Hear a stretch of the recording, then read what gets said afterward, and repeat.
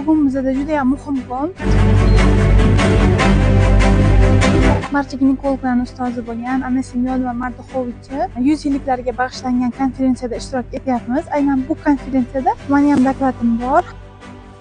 Takroriy homila tashlash bilan juftliklar va xromosomalarning kichik va uzun yelkalardagi yurak afaz antigeni alloimmun, ya'ni chetga yo'naltirilgan PGDL tekshiruvi yoki PGDN tekshiruvidan to'laqonli o'tkazilishi shart. Transfer qilish tavsiya etiladi.